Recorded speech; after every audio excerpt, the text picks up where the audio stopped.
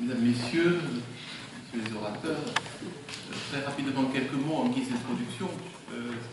Bien entendu, je ne me risquerai pas avec les spécialistes qui sont ici de donner des avis ou des précisions, mais simplement, ce qui m'a été demandé, c'est peut-être de regarder l'éclairage d'une longue période, d'avoir vu beaucoup de procès, de ces questions, y avoir participé, d'avoir quelques idées générales pour commencer sur la question de la volonté.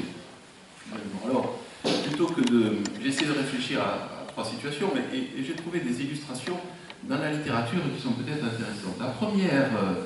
La première idée qui vient sur la volonté, finalement, et de temps en temps, on voit des situations que peut-être vous évoquerez tout à l'heure, sont illustrées par la phrase de Jean-Jacques Rousseau « La volonté parle en lui quand la nature se tait ». C'est un peu hermétique, mais finalement, c'est intéressant comme sujet parce que on se rend compte que la question de la volonté est au-delà de la biologie. De temps en temps, on a vu des actes automatiques.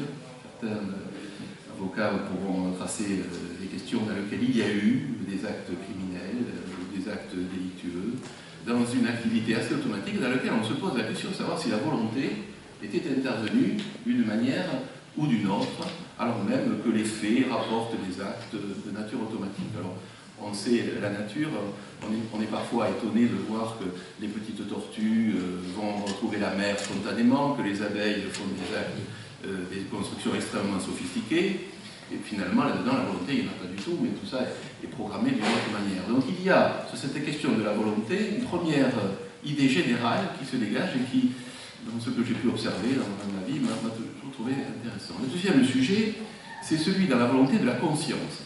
Et alors là, évidemment, je ne peux pas m'empêcher, alors, bon laïc que je suis, je vais citer Saint-Augustin, mais quand même, ça ne peut pas s'empêcher. La conscience d'avoir une volonté propre est à l'origine du péché.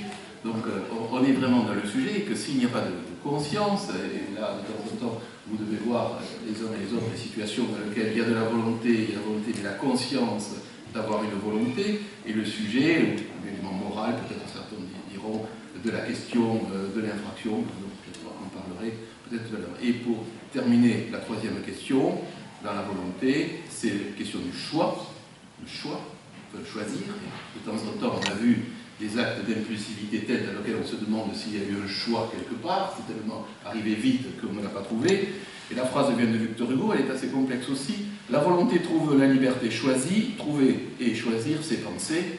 Donc penser, et de temps en temps on a eu l'impression que du jeune l'acte délictuel, il y avait une espèce de spontanéité dans l'acte d'impulsivité qui fait que le choix a été tellement rapide ou tellement peu important, la volonté a participé tellement peu que finalement il y a une sorte d'impulsivité.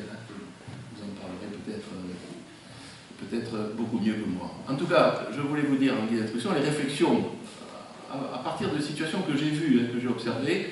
Ces trois sujets m'ont paru très importants. La littérature en a dit quelques mots.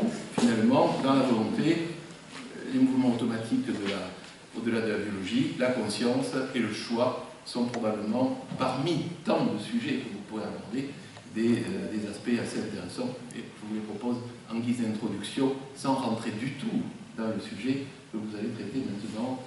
Et bonne soirée.